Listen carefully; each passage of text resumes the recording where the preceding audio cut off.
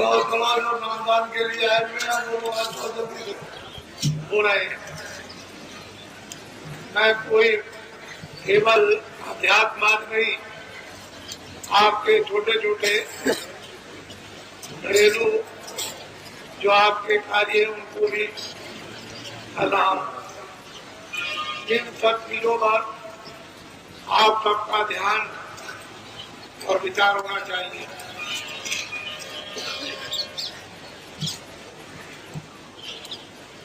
आप उसी भूमि पर रहते हो, उसी पर मुसलमान रहते हैं, उसी पर ईसाई रहते हैं और उसी पर सिख रहते हैं। लेकिन जब अपने यहाँ शादी विवाह होने को होता है उस समय मुसलमानों के यहाँ नहीं। जब आपके यहाँ समाप्त हो जाएगा तो मुसलमानों के यहाँ शुरू होगा। आप कहते हो कि हमारे यहाँ शादी की लगन नहीं है और मुसलमान कहते हैं कि हमारे यहाँ शादी की लगन है। जमीन एक है, वायुमंडल एक है, गांव और शहर एक है। आप एक ही जगह रहते हो, एक कहता है कि नहीं और दूसरा कहता है कि है। तो कोई ऐसी बात तो जरूर है जो दोनों लोग भूल भुलैया में हो गए।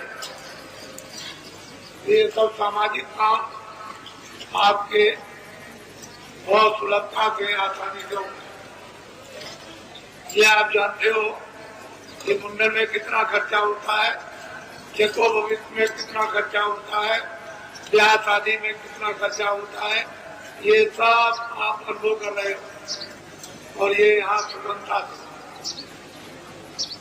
आपका छुटकारा।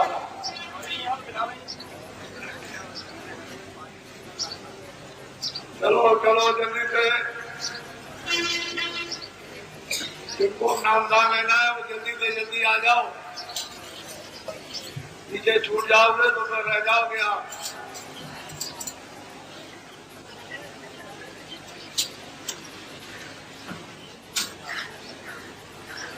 बात है कि वो चीज रात भर लगे, वो चीज आपकी आधे घंटे में हो जाए, लेकिन पद्धति के अनुसार सब कार्य।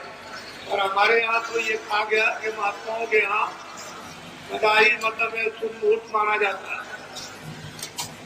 उसके और पूजा के लिए हमेशा शुभ मुहूर्त है और कोई दिन बाकी नहीं, हमेशा शुभ मुहूर्त लगा हुआ है पूजा के लिए।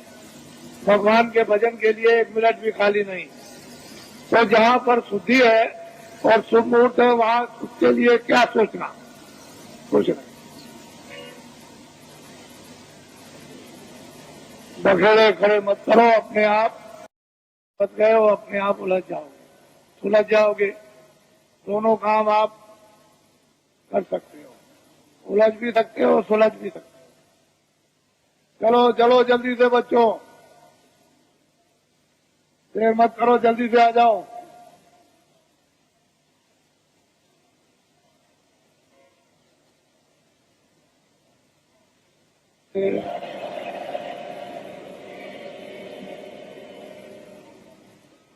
देखो, विशेष करके इस बात का ध्यान रखो कि जो आप अपनी अपनी तकलीफें, परेशानी, शारीरिक, परिवार की, समाज की या बाहर की, दफ्तर और कचहरियों की जो वर्णन करते हो वो छूना सब जा रहा है और उसका धीरे धीरे निराकरण हो जाएगा। बीमारी तकलीफों में धीरे धीरे आराम, क्योंकि आपने घर में इसको बुलाकर और बसा लिया है। अपनी गलतियों से बीमारियों के आने वाले दरवाजे आपने खोल दिए और जब बीमारियां प्रवेश हो गई तो आपके खून में ये पहुंच गई। देवियों के लिए ये आदेश है कि देवियां जब मासिक का महीना समय आए तो कोई भी देवी स्नान 5 दिन नहीं करेगी। हाथ धो सकती हो, पैर धो सकती हो और कपड़े सुंदरदार बदलो, लेकिन 5 दिनों तक स्नान मत करना, चाहे गर्मी हो, चाहे जाड़ा हो, चाहे बरसात हो। जो भी हो जाएगा और खून में मिल जाएगा, और ऐसी भयंकर बीमारियां होंगी जो निकाले नहीं निकलेंगी। और डॉक्टर के पास और उसके पास दवा होगी तो अपने आप बीमारियों के दरवाजे मत खोलिए। जो पुराने महात्माओं ने, प्राचीन महात्माओं ने जो एक पद्धति आपके निरोगता की डाल रखी है, उसका पालन करो। जो गलती देवियां करेंगी उनको ये परिणाम स्वाभाविक भोगना पड़ेगा। ये घर घर में ये बताया जाता था और देवियां अपनी बच्चियों को ये सब समझा लेती थी। पहले महात्माओं ने बताया, फिर घर घर में जब इसका प्रचार हुआ तो फिर जब समय आता है तो सब शिक्षा घर में मिल जाती है, वो सब छोड़ दी। क्योंकि पढ़ाई लिखाई इतनी ज्यादा उदंड हो गई कि वो किसी चीज पर ध्यान नहीं दिया जाता और सब के सब पढ़े लिखे अनपढ़ शिकार हो गए बीमारी के। हर पुरुष और स्त्री में बीमारी प्रवेश हो गई। अब ये समझ में किसी की आता है कि बीमारी आ कहां से गई, तो कुछ ऐसी आपने यानी बद परहेजियां की हैं जिससे ये परिणाम आपको उठाना पड़ा। ये है छोटी चीजें समझाने के लिए, लेकिन बहुत बड़ी। ये जीवन का रोना है। महात्माओं की बात छोटी सी बड़ी होती है और जीवन का आपका साथी, लेकिन जब आप उसका उल्लंघन करोगे तो जीवन की घातक हो जाएगी। ये सोचने समझने की बात है। और जहां से बच्चे का जन्म होता है वहीं से खराबी पैदा हो जाए तो आगे क्या होगा। इसलिए अस्पताल, जब ये शिक्षाएं हम लोग अनुकूल पालन करते थे तो न इतने अस्पताल थे, न इतनी दवाएं थी, न इतने डॉक्टर थे। सब लोग स्वस्थ रहते। तो जल्दी से बच्चों चलो, देर मत करो। देर करने की जरूरत नहीं है। और पुरुष के लिए कुछ परहेज बताए गए थे, लेकिन वो उन्होंने खत्म कर दिए। देवियों ने और पुरुषों ने अपने अपने जो परहेज है उनको खत्म कर दिया, बीमारियां आ गई। मैं तो ये समझता रहता हूं कि महात्माओं ने यदि ये शिक्षा समय पर अनुकूल शिक्षा न दी तो इतनी भयंकर बीमारियां आ जाएंगी कि अस्पतालों में न तो कोई दवा मिलेगी और न कोई बनाने वाला मिलेगा। इसकी रोकथाम डॉक्टरों के द्वारा नहीं, महात्माओं के द्वारा होना चाहिए। क्योंकि अगर रोकथाम इसकी हो जाएगी और जानकारी दे दी जाएगी तो लोग समझ जाएंगे, आने वाली पीढ़ी समझ जाएगी। चलो चलो बच्चों, चलो जल्दी से।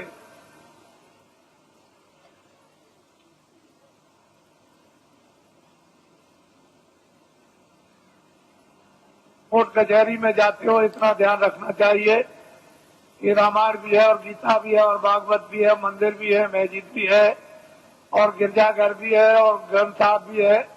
तो कम से कम इतना इखलाक और इतना विचार तो होना चाहिए कि क्या सत्य है, क्या सत्य है, हम कितना इसमें झूठ बना रहे और कितना इसमें सत्य है और कितना हम धोखा दे रहे। थोड़ा बहुत तो विचार कर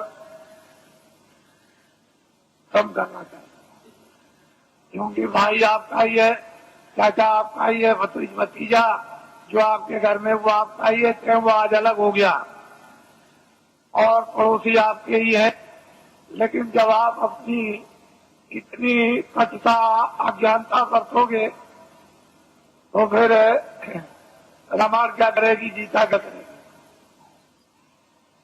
इसको आप साक्षी बनाओगे तो लोग भी गया पर लोग भी गया तो थोड़ा कम करो, थोड़ा ढीला करो और दया के स्थान पर पहुंचो। जहां कुछ दया मिलेगी उसमें आपको बल मिलेगा, शक्ति मिलेगी, ज्ञान मिलेगा, उसमें हिम्मत आएगी और साथ आएगा। अपने पर और भगवान पर विश्वास करोगे लेकिन जब सब तरह से दुर्बल कमजोर हो जाओगे तो क्या करोगे? थोड़ा सा तो कुछ होना चाहिए। मनुष्य में मनुष्यता के तो अंकुश होना चाहिए। अगर ये बुद्धि के अंकुश मनुष्यता के नहीं रहेंगे, विचार के बहुत मुश्किल होगा। तो आगे जो देखने को आ रहा तीर्थ तो अलग है, मंदिर अलग हो गया, मालगांव कुछ भी इबादत अलग, लेकिन कचहरियों में तीर्थ बन गया। सुबह से आकर के शाम तक तीर्थों की तरह से जमघट रहता है, पता नहीं किस चीज में स्नान कर रहे हो। यह हालत है। उसका परिणाम यह है कि कर्मचारी अधिकारियों को भी मुसीबत, एक मिनट की फुर्सत नहीं, तो वो भी परेशान, तुम भी परेशान, सारा का सारा माहौल परेशान। घर के काम भी गए और वो समय की बर्बादी और धन की बर्बादी अलग, कमाओगे नहीं तो खर्चा कहां से करोगे? तो सब चीजों का एक मूल, एक विचार और उसकी एक दवा जब बन जाएगी और उस दवा का सेवन करोगे तो एक ही दवे से सब आपके शिकार हो जाएंगे। लेकिन वो चीज सब महात्माओं से मिलेगी और जगह नहीं।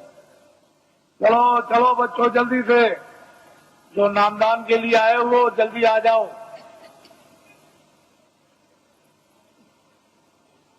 चलो चलो, देर मत करो।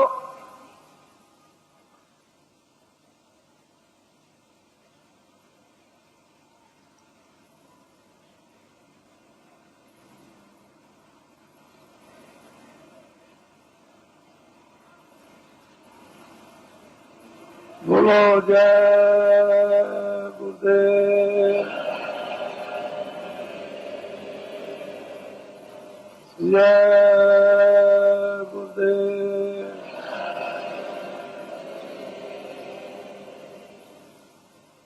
जय गुरुदेव।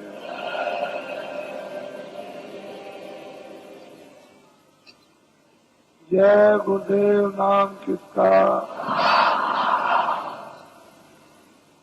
जय गुरुदेव नाम किसका, जय गुरुदेव नाम किसका, जय गुरुदेव नाम किसका, जय गुरुदेव नाम किसका।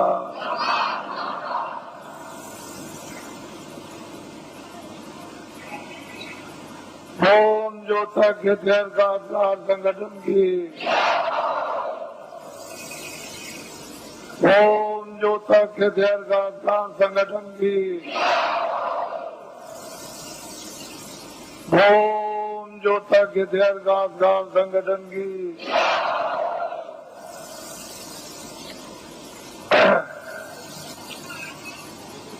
ये दिन और समय जो आपको मिले हैं वो आपके लिए एक सौभाग्य और अति पावन घड़ी है। जीवन में इस तरह का समय मिला नहीं सकता। जो समय मिल गया उसका हम सब लोग लाभ ही प्राप्त करें। एक ऐसा छोटा मोटा एक सेवा का स्थान आप सबको प्राप्त हुआ जहाँ सब तरह की सेवाएं होती है। सामाजिक कोई व्यवस्था तोड़ना फोड़ना नहीं, न पुरानी बिगाड़ना, नई बनाना। जो जो व्यवस्थाएं प्राचीन काल से ऋषि मुनि महात्माओं ने आपको निर्धारित करके उस पर स्थापित कर दिया, उसी के अनुकूल जो थोड़ी बहुत गंदगी और उसमें व्यवहारिक अज्ञानता आ गई, उसी का शुद्धिकरण करा दीजिए। बस अपनी अपनी जगह पर आ जाओगे। कुछ नया बनेगा नहीं, कुछ पुराना बिगड़ेगा नहीं, और इसमें किसी को कोई परेशानी उठानी नहीं पड़ेगी। नए बनाने में परेशानी, पुराने बिगाड़ने में परेशानी। तो ये मुसीबत कौन मोले? ना आपके पास समय, ना आपके पास शक्ति, न मेरे पास समय, तो मैं ऐसा काम क्यों करूं? वो काम कर दिया जाए जिसमें छुट्टी हो जाए और सब लोग उसी डरे डांटे पर आ जाए। और जो व्यवहारिक जैसे जन्म होता है, परवरिश होती है और अंत में उसकी प्रलय हो जाती है, उसी तरह का। अब जन्म तो आपका हो गया और परवरिश हो गई, तो अब आपको क्या करना है ये जानकारी आपको होना चाहिए। क्या क्या दायित्व आपको अपने गृहस्थ आश्रम में प्रवेश होने के बाद पूरे करने हैं, ये जानकारी हो जाए। और इसी आश्रम में जब आप प्रवेश हो जाओगे तो उसी समय काल के अंतर्गत आपको क्या क्या करना अपने आत्मा के लिए, जिससे शरीर का और अपनी जीवात्मा का दोनों काम हो जाए। ये भी, इसका भी पूरा पालन पोषण और निरोगता और इसी में रहकर के जीवात्मा का जागरण और ज्ञान, साथ ही साथ मौत मरने के पहले मुक्ति और मोक्ष। यदि आपने ये काम गृहस्थ आश्रम में इसी समय के अंतर्गत आपने इसके लिए भी थोड़ा समय बचा लिया, खत्म होने की क्रिया तो सबने की है और सब लोग लोभ लालच में फंस करके और देर को उसको स्वाहा करना चाहते थे। लेकिन प्रभु को इसलिए बचाना अनिवार्य है। युग युग समय समय पर पड़ता है कि कर्म क्षेत्र भूमि है, यहाँ अधिकार कर्म करने का मिला, फिर इन्हीं कर्मों से प्रारब्ध बनेगी, आगे का भोग मिलेगा। भोग जब मिल जाएगा तो उसको भोग लो और उसी भोग के साथ साथ कोई और नया कर्म कर लो तो आगे का मिल जाएगा। और उसी के साथ साथ अगर आपने अपने आप को जगा लिया तो भोग भी भोग लोगे और इससे इसलिए छुटकारा पा जाओगे कि आगे कोई ऐसा कर्म आपके पास नहीं होगा जो दोबारा प्रारंभ हो जाए तो आप निवृत्त हो जाओगे, तैयार हो जाएगा। तो ये औषधि जड़ी महात्माओं के पास जब दे देते हैं तो पुण्य को नहीं जमा होने देते और पाप को। इनमें से दोनों आगे जब जमा नहीं होंगे तो आगे जी प्रारब्ध नहीं बनेगी। जब प्रारब्ध नहीं बनेगी मनुष्य की 84 की नरकों की, तो फिर आगे तो छुटकारा जीव के लिए है ही, छूट जाएगा। पापी पुण्य की तो बेड़ी है, एक लोहे की बेड़ी और एक सोने की बेड़ी, लेकिन दोनों अगर बांध दिए जाए तो कोई काम नहीं। एक लोहे की बेड़ी और एक सोने की बेड़ी, लेकिन दोनों अगर बांध दिए जाए तो कोई काम नहीं कर सकता। दोनों बेड़ियों से छुटकारा हो जाए तो आत्मा, ये जीवात्मा न जल में न मरे। क्यों ये पीड़ा उठाए? तो इसकी जड़ी महात्माओं के पास है। और आप मनुष्य रूपी मंदिर में दोनों आंखों के पीछे आकर के जीवात्मा को उस समय पर बैठा दिया गया जब यहाँ वेदों में कोई भी विधान नहीं था। उस समय पर न कोई तपस्या करने के लिए भेजा गया था, सब तपस्वी थे, ज्ञान स्वरूप थे, बोध स्वरूप थे, सब कृतज्ञ थे, आदि से अंत तक सब जानते थे, सब त्रिकालदर्शी थे और सब भविष्य वक्ता। कोई मतलब ये ऐसे कार्य नहीं उसके लिए बंधे हुए थे कि जिससे उसके पास कोई गंदगी जमा हो या उसके पास कोई छुट्टी जमा हो। लेकिन बाद में जब ये विधान बन गया और विधान का वेदों के द्वारा डंडोरा पीट दिया गया और उससे अधिकार आपको दे करके ये भान करा दिया गया, ये अच्छा ये बुरा, ये पाप ये पुण्य है, और फिर जब आपने इसको किया तो फिर ये बंधन आपके लिए लगने लगा। जब जमा हो गया तो फिर इसका बंधन होगा, उसकी प्रारब्ध बनेगी और फिर उसके लिए आपको सजाएं अच्छी और बुरी भोगनी पड़ेगी। अच्छे को अच्छा, बुरे को बुरा। पहले जीवात्मा दोनों आंखों के पीछे बैठी थी और उसका हृदय जगमग जगमग जगमग जगमग ज्योति से पूर्ण था। कहीं भी किसी भी कोने में अंधकार का नाम और निशान नहीं था। वो तो हर वक्त जगमग जगमग जगमग जगमग पूर्ण शक्ति उसमें व्याप्त थी हर मानव में, चाहे वो स्त्री हो चाहे पुरुष हो। पूरी शक्ति थी, पूरा ज्ञान था, पूरा बोध था और मतलब सब कृतज्ञ थे किसी तरह का। तो जब आप मनुष्य मंदिर में बैठे हो और जीवात्मा का हृदय दोनों आंखों के मध्य भाग में, न इधर कंठ में है, न इधर हृदय में है, न इधर नाभि में है, न इंद्रिय द्वार में है और न गुदा चक्र में है। ये जीव का जीवात्मा का हृदय दोनों आंखों के मध्य भाग में। अब यहाँ जो बैठी हुई है तो उधर से जब कर्मों के आवरण में लाकर ढक दी गई, बंद कर दी गई आंख और कान, तो फिर अंधकार ऐसे छा गया जैसे बादल जब छा जाते हैं तो सूरज, चांद और सितारों का प्रकाश लुप्त हो जाता। उसका मतलब यह है कि सूरज को, चांद को सितारों ने, बादल को नहीं ढका, वो तो बादलों ने आपकी आंख को ढक लिया, इसलिए दिखाई नहीं देता।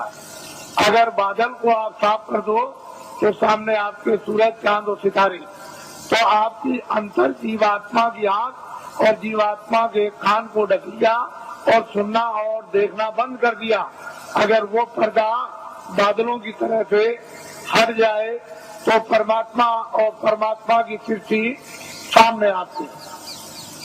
जब दिव्य नेत्र ज्ञान चक्षु साधक का जब खुल जाता है और जब कान खुलते हैं और वो देववाणी, ब्रह्मवाणी, वो अनहद वाणी और वो शब्द है और नाम जब प्रकट हो जाता है और कानों को सुनाई देने लगता है तो 24 घंटे एक क्षण भी बंद नहीं होता। हर काम करते रहो, लिखते रहो, पढ़ते रहो, खेती करो, दुकान करो, कुछ भी काम करो, देवियां खाना बनाए, घर का काम करे, बच्चों की सेवा, 24 घंटे सुनाई देता। ऐसा रस, एक रस बरसने लगता और 24 घंटे चेतना है। सोते में भी बरसता, वहाँ भी चेतना है और वो तंद्रा अवस्था में सो लेता है। जैसे ऐसा मालूम हुआ कि न मैं सोया न मैं जगा, ऐसी तंद्रा अवस्था में वो लेट करके अपनी नींद को पूरा कर लेता है। बस इतनी थकावट आती है, वैसे तंद्रा में भी चेतना रहती है। तो ये साधक के लिए कलयुग में उस प्रभु ने और महात्माओं ने दया करके सुलभ कर दिया और ये बताया है कि अब आपको कठिन साधन नहीं करना, कठिन ध्यान नहीं करना है, कठिन योग नहीं करना, कठिन नाम की कमाई नहीं करनी और कठिन प्रभु का स्मरण नहीं करना, सहज करना। और सहज ही से तुम नाम पर सवार हो जाओ। नाम एक रेलगाड़ी, हवाई जहाज है और वो इतनी तेज रफ्तार से आता और जाता है कि इसकी कोई कल्पना लेके जोखे में किसी तरह गणित में नहीं कर सकता। इतनी उसकी तेज रफ्तार है और बिजली का भी, समुद्र की लहरों का भी प्रमाण नहीं दिया सकता, इतनी तेज रफ्तार उसके आने जाने की है। ऐसी चीज निर्धारित अनाज काल उस मालिक ने तैयार कर रखी है। लेकिन अब जब भेद मिल जाए, युक्ति मिल जाए और उस पर जीवात्माओं को सवार कर दिया जाए तो वो चेतन है। वहाँ तेल पानी की जरूरत नहीं, वो तो चेतन है, जड़ नहीं है। तो जड़ को तेल पानी मिले, चेतन ही चेतन है, न तेल पानी, न आगे की जरूरत, न हवा की जरूरत। तो चेतन ही चेतन और जीवात्मा भी चेतन है। तो असल में यह है कि शरीर में एक तो गुदास्ता, दूसरा इंद्रिय, तीसरा नाभि का, चौथा ये हृदय द्वार और पांचवा ये कंठ। जरा ध्यान देना। छठा ये है, ये भृकुटी विलास आज्ञा चक्र, ये जीवात्मा बैठी है। गुड़ा चक्र पर गणेश जी का वास, इंद्र द्वार पर ब्रह्मा और सावित्री का वास, नाभि कमल में विष्णु और लक्ष्मी का वास, और हृदय कमल में शिव और पार्वती का वास, और यहाँ कंठ में जो है वो आद्या महाशक्ति का वास, और यहाँ स्वयं दोनों आंखों के मध्यभाग में जीवात्मा बैठी है। लेकिन इन नीचे के कमलों में ऊपर की छाया है, उस छाया में छाया है, उस जीवात्मा के प्रकाश में उस ऊपर की छाया का यानी कमल के अंदर गणेश जी का दर्शन, ब्रह्मा और सावित्री का, और नाभि कमल में विष्णु और लक्ष्मी का, और हृदय में ब्रह्म शिव और पार्वती का, और कंठ में आद्या महाशक्ति का छाया के रूप में साक्षात्कार होता है। सही रूप नहीं, वो तो उनका रूप तो ऊपर का ही है, लेकिन शरीर में कमलों में छाया करी हुई है, और सूरत के जीवात्मा के प्रकाश में वो छाया दिखाई देती है। तो योगियों ने इस छाया का अनुभव कब किया? जब सतयुग त्रेता हो जाता, जब शरीर में ताकत थी, अनुकूल साधन थे, गृहस्थ आश्रम परिवार अनुकूल था, खान पान पर पूरा नियंत्रण था, इंद्रियां उस समय पर दमन में थी, तब ये सब चीजें आपके लिए थी। लेकिन ये कलयुग में सब वर्जित कर दिया गया। ना गुदा चक्र का साधन, ना इंद्रिय द्वार का साधन, ना नाभि कमल का साधन, और ना मतलब हृदय का साधन, ना वो कंठ का। अब जीवात्मा जहाँ बैठी है, नीचे के साधन सब छोड़ दीजिए और यहीं से ऊपर चल देना। अब ऊपर मंजिल 5 और नीचे मंजिल 5, जहाँ जीवात्मा बैठी है दोनों आंखों के मध्यभाग में, ये तो जीवात्मा का शरीर में हृदय है, तो नीचे 5 स्थान और ऊपर 5 स्थान। अब बेचारी नीचे फंसी हुई थी, इसको महात्मा प्रकाश को कमल से समेट कर ले आए और यहाँ एक साथ केंद्रित कर दिया, यानी चिंताओं करके यहाँ खड़ा कर दिया। अब इसको आगे ले चलना, तो सहदल कमल, और इसके बाद में ये ईश्वर का धाम, और फिर ऊपर में दूसरा स्थान ब्रह्म धाम, तीसरा स्थान पार ब्रह्म धाम, और चौथा स्थान महाकाल, और 5वां स्थान जो है वो सत्य। सूरत इस तरह से ऊपर से उतार कर और नीचे ला करके डाल दी गई, दोनों आंखों के पीछे बैठाकर और नीचे उतार दी गई जड़ता में। अब इसको होती नहीं, कब इसकी चेतनता बरामद होगी?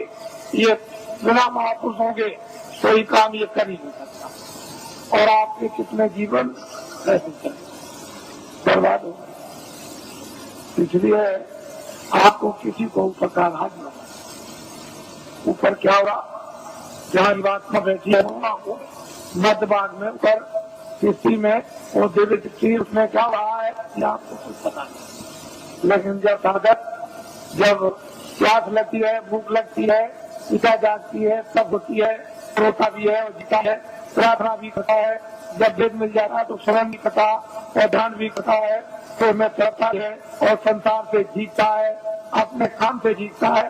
तो जब कुछ ही दिनों में, महीनों में उसका काम बनना शुरू हो जाए, क्योंकि महापुरुषों की जब दया समावेश और सहयोग जब उसको मिलने लगेगा जल्दी काम हो जाएगा, फिर देर नहीं लगेगी। इसलिए महापुरुषों की दया और उनका सहयोग, उनकी शक्ति का अवश्य ही लेना पड़ेगा, क्योंकि अपने पास तो कुछ है नहीं। जब उनसे कुछ लेंगे तभी काम होगा, बगैर उसके नहीं होगा। तो मैं ये काम तो मामूली समझता हूँ, इस काम को तो कुछ नहीं समझता, बस केवल इतना ही है कि आप खड़े भर हो जाओ तो ये काम कुछ नहीं। ये भौतिक काम, सांसारिक काम, गृहस्थी का काम, खेती का काम, दुकान का काम और दफ्तरों का काम, ये काम कुछ नहीं है। इसको तो आप करो निमित्त मात्र, इस पर भी एक पैर रखो, उस पर भी। ये गृहस्थाश्रम है शरीर रक्षा का, तो एक नाव पर पैर रखो, एक गृहस्थाश्रम की। ये बाल बच्चों के पालन पोषण और परिवार और समाज इसकी सेवा के लिए एक नौका ये, और एक ये नौका है जीवात्मा को पार होने की, ये नौका है शरीर रक्षा की। तो जब महात्मा मिल जाए तो धीरे से दोनों पर पैर रखवा देते हैं, इस पर भी जमाए रहो, इस पर भी जमाए रहो, और दोनों का बैलेंस अभी बराबर रखो। अभी तो आपका एक पर है, एक ही पर है। उन्होंने कहा नहीं, ये देखो नाव है परमार्थ की, इस पर भी रख लो, ये स्वार्थ की नाव है, इस पर भी रखे रहो। इस पर तो धीरे धीरे अपने उपदेश के द्वारा और दया के द्वारा और शक्ति के द्वारा धीरे धीरे वो जो स्वार्थ की नाव है सांसारिक, उसका जरा सा पैर का हल्कापन और परमार्थ पर जरा वजन ला दिया। जब आपकी स्वाभाविक गिरा होने लगी, इच्छा इन्हें इच्छा नहीं अरुचि होने लगी, तो धीरे धीरे धीरे धीरे उस पर जमा होने लगा। शरीर की ताकत का एक पर जमा हो। अब वो इस तरह का आपका हो जाएगा कि इस पर तो जमा हो गया और ये निमित्त मात्र रह गई।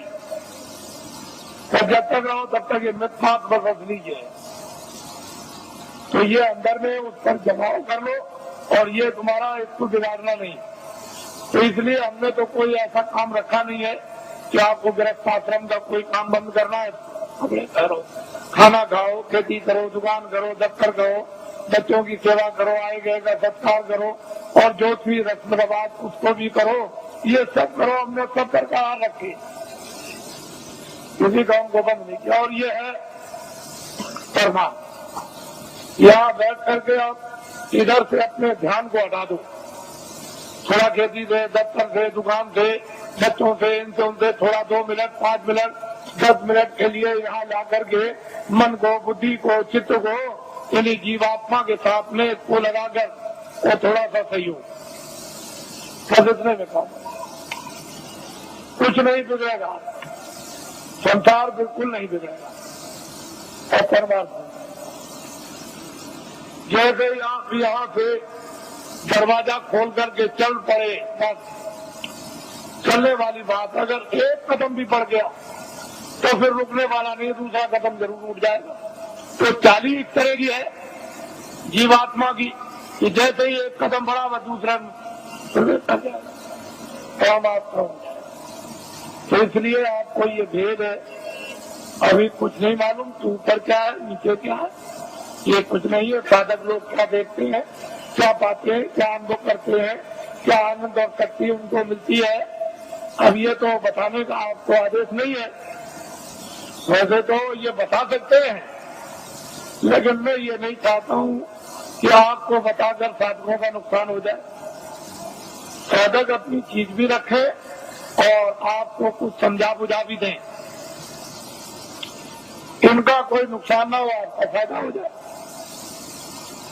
असल में चीज यह है कि गोपनीय राज ये साधक नहीं बताते, न बताएंगे तो इनसे तो कुछ आपको मिलेगा नहीं। लेकिन जब घेर घार करके यहाँ ले आएंगे तो फिर यहाँ सब कुछ आपको मिल जाएगा। बस ये समझ लो कि आपके पक्के साथी है, ऐसा मत समझो ये किसी बुराई की तरफ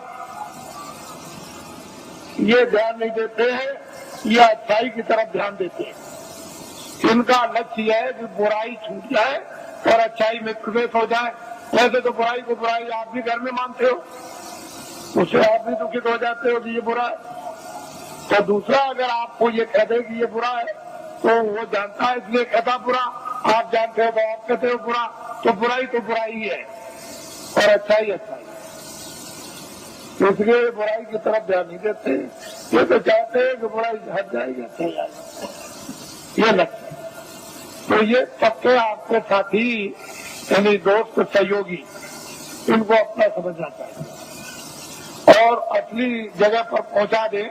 इससे बड़ा परोपकारी कौन हो सकता है। तो ये सब चीजें सामाजिक यानी दोस्त सहयोगी, इनको अपना समझना चाहिए और असली जगह पर पहुंचा दे, इससे बड़ा परोपकारी कौन हो सकता है। तो ये सब चीजें सामाजिक लेकर के चली जा रही है, इनसे अलग थलग आपको नहीं किया जा रहा। तो मैं आपकी जो व्यवस्था योजना है उसको पूरा बना करके तैयार कर चुका हूँ, और बस यह है कि जैसे ही अपनी जगह पर आप खड़े हो गए वैसे ही योजना आपके सामने रख दी जाएगी। और जब वो चक्र यू योजना के अंतर्गत जब आप प्रवेश हो जाओगे तो सारा का सारा गुण उसका ज्ञान और राज आपको समझ जाए, फिर उसके लिए कोई किसी को परेशानी नहीं होगी। अब यह है कि न जानने के कारण तो सारा संसारी सून है, गृहस्थाश्रम बेकार है, काम बेकार है, और जान लिया तो गृहस्थाश्रम अपनी जगह, काम भी अपनी जगह हो जाए। तो हमने जो आपको बताया, क्योंकि आपको अभी आदेश दूंगा, आपको अभी कि आपको मतलब ये जाना है, तो भूमि जोतक हितैषी काश्तकारों का तो देश में अभियान चल रहा, साथ ही साथ कर्मचारी अधिकारियों का कार्यक्रम चल रहा, साथ ही साथ में सेठ साहूकार दुकानदार और दो पतियों का भी कार्यक्रम इसी के साथ साथ चल रहा, और साथ ही साथ यानी छात्रों का भी कार्यक्रम चल रहा। मैं तो ये समझता हूँ कि इसमें सब आ जाएंगे, छात्रों में सबके छात्र आ गए, दुकानदारों में सब जातियों के दुकानदार और सेठ साहूकार उद्योगपति आ गए, और कर्मचारियों में सब दफ्तरों के यानी कर्मचारी सभी जातियों के आ गए, और भूमि जोतक हितैषी काश्तकारों में सब कौमों के भूमि जोतक और हितैषी काश्तकार आ गए। तो चारी जातियों का बंटवारा कर लीजिए। मैं ध्यान दे जाता हूँ कि जरा इनके बारे में भी सोचा जाए। तो मैं सोचता हूँ कि कितना इनको वेतन मिलता होगा, तो इतना वेतन मिलता होगा इनको, इसमें कितना कट जाता है वो भी मैं जानता हूँ कि इनकम टैक्स कितना कटता है, और फिर इनका बीमा और ये वो योजनाओं में कितना चला जाता होगा, तो इनके हाथ में कितना बचता है वो मुझे सब मालूम, उससे पूरा नहीं करता, बिल्कुल पूरा नहीं करता। जजों का सुप्रीम कोर्ट के पूरा नहीं, हाई कोर्ट के पूरा नहीं, डिस्ट्रिक्टों का पूरा नहीं, डीएम का पूरा नहीं, एसपी का पूरा नहीं, और इनका पूरा नहीं और उनका पूरा नहीं, तो छोटे कर्मचारियों का उनका तो बिल्कुल ही पूरा, क्योंकि महंगाई तो सब पर समान है और टैक्स भी सब पर समान है। तो असली बात यह है कि जो सरकार, जो राजा अपने मजदूरों पर टैक्स लगा दे, व्यवसाय कर, वो सबसे गिरा हुआ राजा, उससे गिरा हुआ कोई नहीं हो सकता। उसका ज्ञान खो गया, उसकी कला कौशल खो गई और उसकी योजना खत्म हो गई। जो राजा अपने मजदूरों पर व्यवसाय कर लगा दे, अरे कर्मचारी अधिकारी जो बेचारे काम करते हैं, ये कौन है? मजदूर 15 दिन 14 दिन की छुट्टी ले ले और छुट्टी साल की खत्म हो जाए, डॉक्टरी भी बीमारी की छुट्टी खत्म हो जाए, तो जब ये छुट्टी लेते हैं तो इनकी मजदूरी कट जाती है, यानी पे कट जाती है। तो ये सब लोग मजदूरी के लेके जोखिम में आते हैं। व्यवसाय का मतलब यह है कि 10 रुपए घाटा और 1 लाख रुपए मुनाफा, ये है व्यवसाय, ये है मजदूरी। व्यवसाय अलग है, मजदूरी अलग है। तो ये कह करके अगर लगा दिया जाए कर्मचारी अधिकारियों पर कि ये है व्यवसाय कर, तो ये मर जाएगी। तो मैं कभी कभी उन लोगों की तरफ ध्यान ले जाता हूँ जहाँ पर 20 साल और 25 साल और मतलब सजाए मौत देते, और उनका उस वेतन में जब खर्चा नहीं पूरा होता है तो उनके घर में बच्चे और बच्चियां, तो जज है 10 लाख दो, 20 लाख दो, ये सामान दो, ये सामान दो, खर्चा तो पूरा नहीं पड़ता, तो चिंता सवार रहती। और जब जिसको घर की चिंता सवार बच्चे बच्ची की होगी तो न्यायालय में बैठ करके, यानी मतलब ये स्वच्छ है, यानी निर्मल बुद्धि से कैसे न्याय कर सकेंगे। क्योंकि वो परेशानी चिंता में गिरे हुए।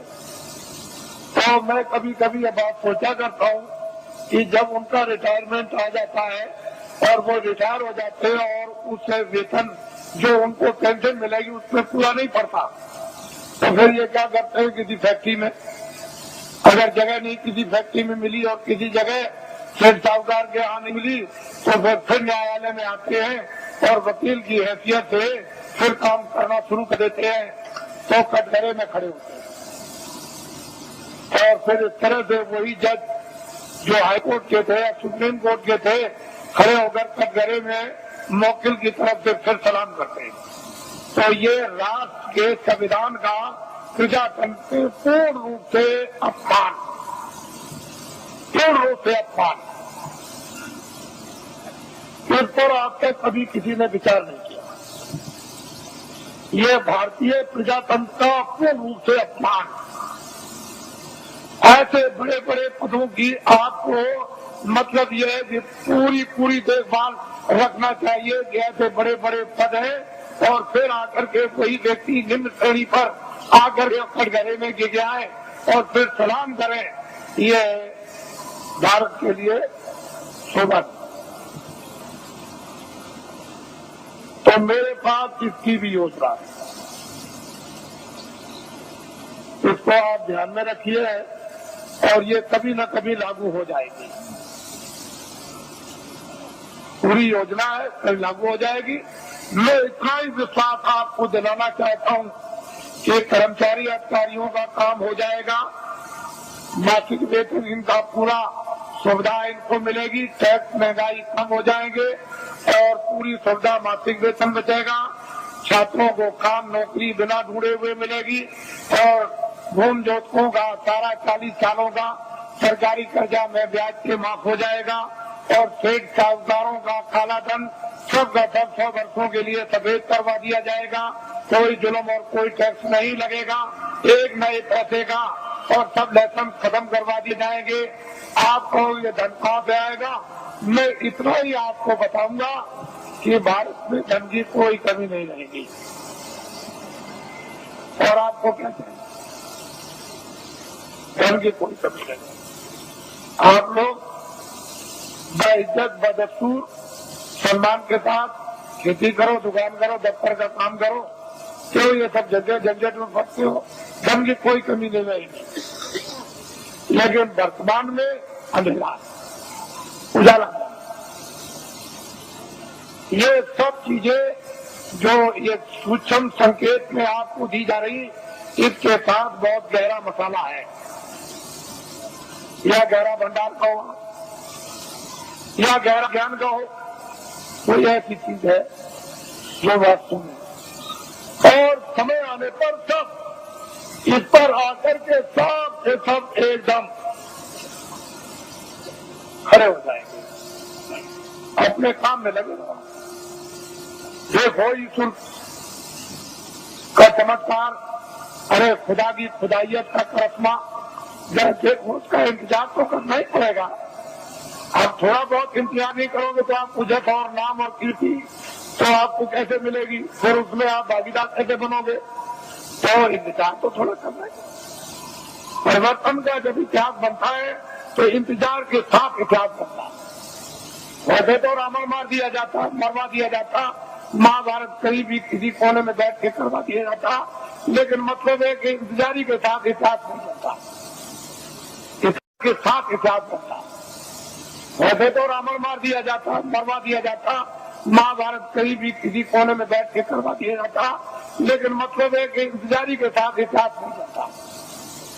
इतिहास तब बनता है इंतजारी के साथ, काम के साथ। काम जो है वो इंतजारी है और कोई बात नहीं। तो मैं नामदान दूंगा आपको, क्योंकि ये भी इच्छा लेकर आए हैं कि चलो आज जल्दी पहुंचे। कल ही आ गए थे, समय ज्यादा हो गया था, तो कल मैं नामदान रात को नहीं दे सका, इसलिए क्या ये काम रात को करने थे, तो अब आप नामदान विधवा दे दीजिए और ये संकल्प लेकर के यहाँ से जाइए कि चाहे मुझे 1 मिनट देना हो चाहे 2 मिनट। वैसे तो मैं आपसे 1 घंटे 24 घंटों में मांगता हूँ, कि 1 घंटे आप 24 घंटे में रिजर्व कर लो अपना सबके सब, और उसमें 2 मिनट शाम को, 2 मिनट दोपहर को, 5 मिनट इसका और 5 मिनट अब, और जब भी आपको समय मिल जाए तो पूरे सब दिन भर के मिनट मिलाकर 1 घंटा जोड़ लो। 23 घंटे सबका, घर के गृहस्थी के सोना ये वो सब ये आप इसमें लगा दीजिए। 1 घंटे में ये काम, और आप भगवान का आत्म जागृति का और भजन, और 23 घंटे अभी से और सप्ताह आपको करना। और फिर ये भी आपको बताया कि लेट से बैठ के खड़े हो गए कुर्सी पर, चारपाई पर, स्नान करो मत करो, जहाँ जब समय मौका मिल जाए 2 मिनट उसकी मजबूरी मिल जाएगी, मेहनत की 4 मिनट 10-15 मिनट, तो आप नहीं कर सकोगे तो जम के खाओगे जूतियां। जम की जूतियों में इतने कांटे हैं, इतने तीखे उसकी धारा है, काटने की जूतियां जब पड़ती है, बड़े बड़े बादशाह चक्रवर्ती वहाँ आज भी पीटे जा रहे हैं आपको देखा। ऐसी जम की जूतियां है तो किसी को छोड़ता नहीं। तो आप लीजिए नामदान, इनको कहते हैं अरे गुरु मंत्र दे दीजिए, दीक्षा दे दीजिए और मतलब ये दे दीजिए, सब कुछ नहीं। कलयुग में नामदान, जीवात्मा दोनों आंखों के बीचों बीच में बैठी हुई उसका दान, वो क्या है? नाम दान, जीवात्मा का नाम दान, ये सर्वोपरि दान है, इससे बढ़ के कोई दान। तो नामदान लीजिए, और नामदान के साथ साथ में ये संकल्प बोलना है अपने मनी मन में, चिल्लाना नहीं, तो हम अपनी बुराई दे देंगे। जो हमारे पाप है मन से, आंखों से, कान से जो अंदर जमा है वो हम सब अर्पण करते हैं। ये तो दीजिए दान, और अच्छी चीज दीजिए आप। 10 मिनट सिमरन में, 10 मिनट ध्यान में और आधा घंटा भजन। 50 मिनट में 10 मिनट और रह गए अभी। आपको ये जानना चाहिए कि आप 1 घंटा दे तो ये काम सुलभ सीधा अभी हो जाए। अब कहीं भी कोई बंधन नहीं है किसी तरह का भी, लेकिन बंधन किस बात का है कि 24 घंटे में आपको समय देना, ये तो बंधन है, बाकी बंधन नहीं है। ये जरूर बंधन है कि नशीली वस्तु है आप सेवन मत करना, और जितना भी घी दूध फल और फ्रूट और अनाज है उसको दिन में 100 बार खाओ, लेकिन गंदी वस्तु खाना, ये ध्यान रखना। बाकी तुम दिन में 100 बार खाओ, हम मना करें तब आप खाओ। भजन करना है आपको जरूर, वो तो 24 घंटे में, उससे तो आपको छोड़ना नहीं है, बाकी 23 घंटे करके काम करो, इसलिए समय आपको देना। और जो भी आपको सुलभ समय मिले, सुबह दोपहर शाम को या आगे पीछे जब भी, उसको दीजिए आप तो जल्दी काम हो जाए। तो यह है ये शक्ति का प्रभाव, यानी उतार ऊपर से युगे युगे समय समय पर होता आया। आज की नई बात नहीं है, ये जब जरूरत पड़ी तब हुआ। तो ये चीज आपको नामदान, अब चार्ट वालों को ये जिम्मेदारी दी गई है जो पहले के नामदानी के, इनको लिखा देंगे और इनको भजन बताएंगे, ध्यान बताएंगे, सुमरन बताएंगे। जब कभी आगे पीछे नाम को भूल जाए, रूप को भूल जाए, तो आपका कर्तव्य दायित्व है कि इनको बताएं, और आपका ये कर्तव्य है इनसे पूछ लें। लेकिन ऐसे व्यक्ति से मत पूछिएगा जो जानता ही नहीं, जिसको नामदान पता ही नहीं, उससे पूछने के वो क्या बताएगा। और फिर अपनी गोपनीय जो अंदर की चीज है, जो आंख से देखो कान से सुनो, तो चार्ट वाले को भी मत बताना। ये जो नाम याद कराएगा, वजन आपको बैठा के बताएगा, या ध्यान बताएगा, सुमरन सिखाएगा, उसको भी देखा सुना मत बताना, उससे भी छुपा लेना। जितना छुपा लोगे उतने अंदर प्रकट, उतने उतरेगा, उतना ही खजाना खुलेगा, उतना ही प्राप्त होगा। अरे तुम क्या है, बड़े बड़े बादशाह जब एक बच्ची को प्राप्त करते हैं तो राज और पूरी सल्तनत पर चक्रवर्ती राज पर लात मार देते हैं। ये कुछ नहीं है, वो कहते हैं कुछ नहीं, राजा जनक लात मार दिया, वो कुछ नहीं समझते। बड़े बड़े इतिहास लिखे हुए, ये तो कुछ और चीज है, ये कुछ नहीं है। वो चीज गृहस्थ आश्रम में यदि आपको प्राप्त हो तो इससे अच्छा और सुहाना समय कौन सा है। यही आपका स्थान है। आप साधना कार्यक्रम में भी आप बरसात में होगा गुरु पूर्णिमा जुलाई के बाद, तो आप उस समय जो आप पास के हो और जो इच्छुक जिज्ञासु होते हैं वो आते हैं। 1 हफ्ते का कार्यक्रम चलता है। उसमें खामियां, उसमें गलतियां, उसमें करना न करना, उसमें बढ़ना न बढ़ना जानकारी उसमें प्राप्त हो जाती है, ताकि उनको और प्रोत्साहन और उन पर दया मिलती है और आगे बढ़ती है। इस तरह से कार्यक्रम चलता रहता। और मैं अभी जैसे ही 31 मार्च समाप्त होगा तो मैं अभी घोषणा करता हूँ दौरे की। अब आप लोग अपना एक कार्यक्रम मनाएंगे। ये लोग कुछ मनाते चले आए, क्योंकि मैं 21 महीने मैंने तो कभी कहा नहीं था। 21 महीने मुझे सरकार ने यानी क्रोध में मैंने तो कोई अपराध किया नहीं था। मैंने तो कोई आंदोलन, हड़ताल, तोड़ फोड़, कोई अमानवीय काम हिंदू मुसलमान सिख ईसाइयों का, ये कोई जात पात का, ब्राह्मण क्षत्रिय वैश्य हरिजन ये वो छोटे जो भी और कोई मैंने तो कभी किया नहीं। मेरे यहाँ तो कोई झगड़ा है नहीं, लेकिन भविष्यवाणी जरूर करता था। उससे सरकार मुझसे नाराज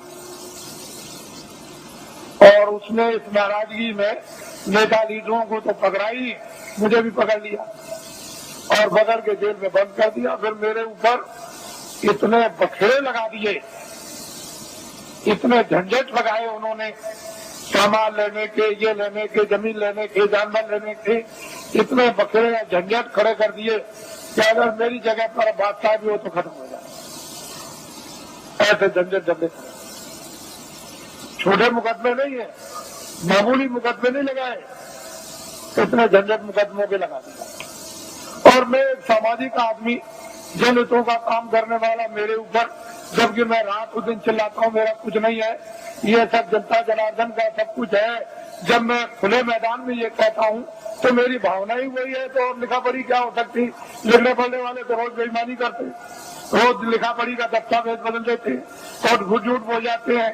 तो मेरी जबान दस्तावेजी है, तो मैं जनहितों का काम करता हूँ, तो मेरे ऊपर सरकार ने इतने बखेड़े।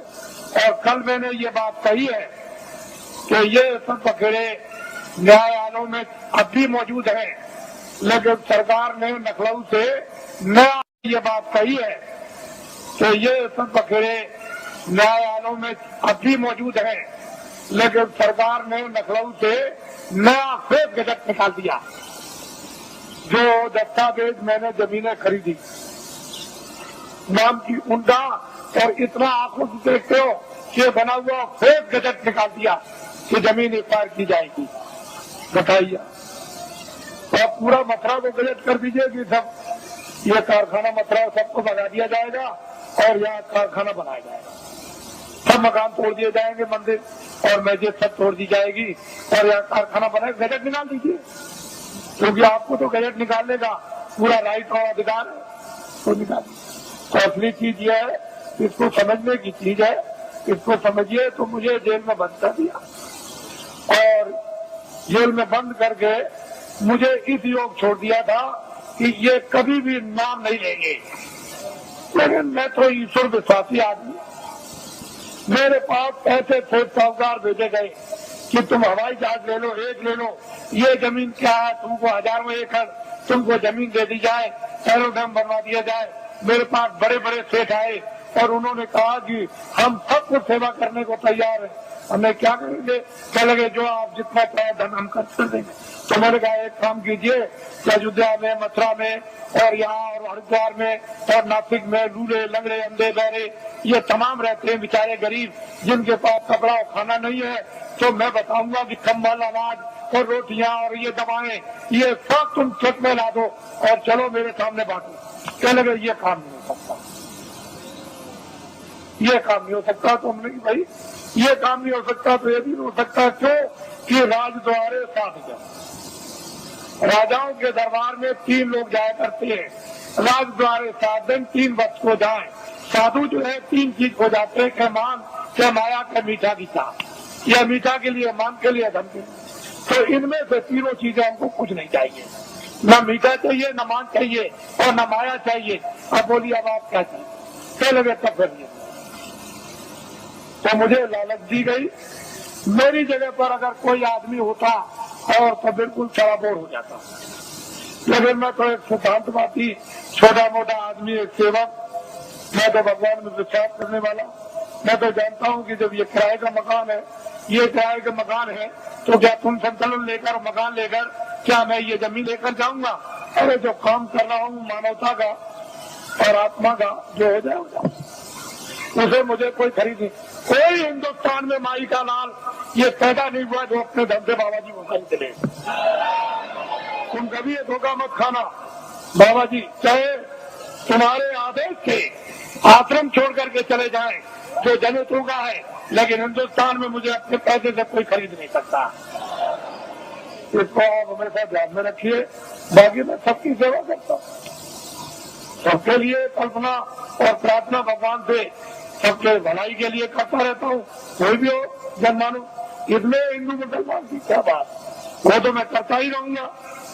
लेकिन कोई अगर चाहे कि भाई इस तरह से मैं खरीद लूं तो खरीद लूं।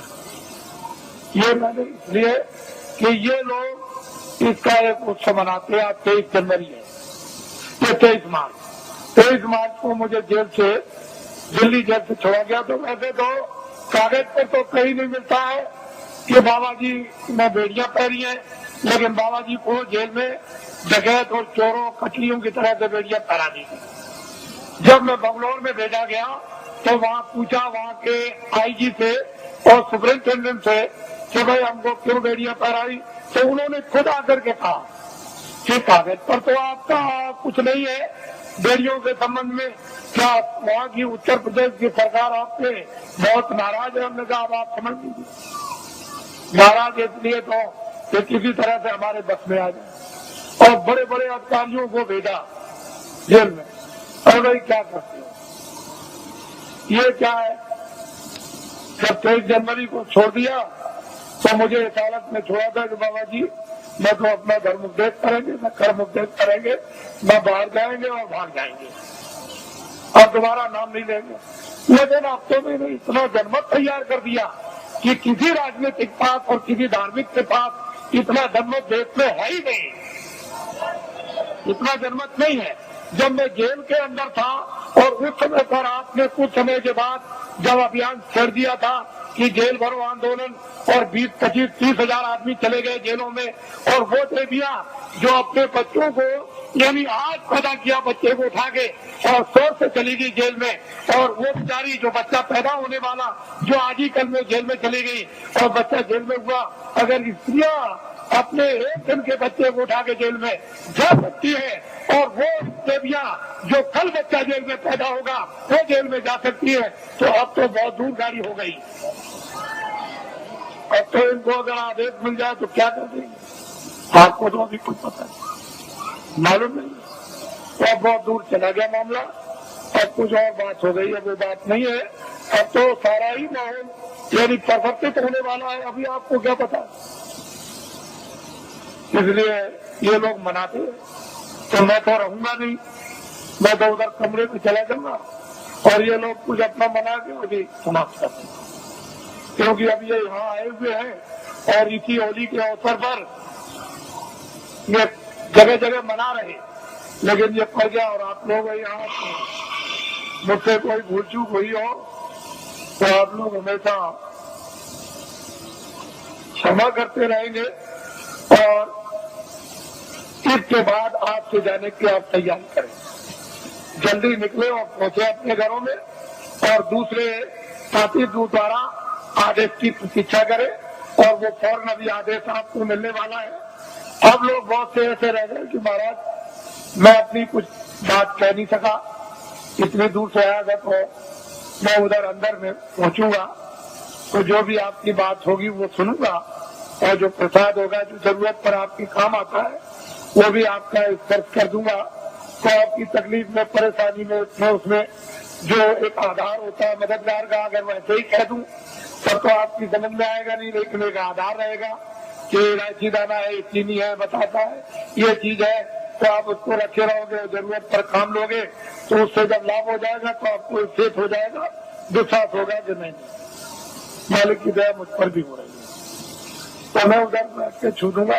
आप तो मुझसे कोई आदमी खाली जाने वाला है ही नहीं, ऐसा नहीं, जितने भी लोग हैं मिल ही के जाते हैं, एक परजी करा के जाते हैं, उनको ये मालूम है, तो वो कर दूंगा, वहां मिल लूंगा।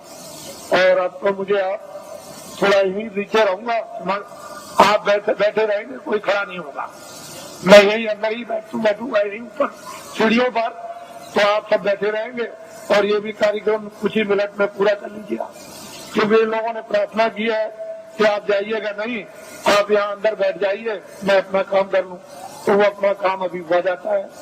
बाकी आप लोग ये नामदान हुआ है, अमूलक चीज है, इसको याद करा देना और आज ही से ये शुरू कर दो। एक घड़ी आधी में पुनः तुलसी संग रात्रि हरे कोट अपराध, ये वस्तु ऐसी है आदि की, इसमें जरा भी ढील करनी नहीं करनी, न क्षणों की ढील करनी, ना एक मिनट इसको करना है। जय गुरुदेव, जय गुरुदेव, जय गुरुदेव।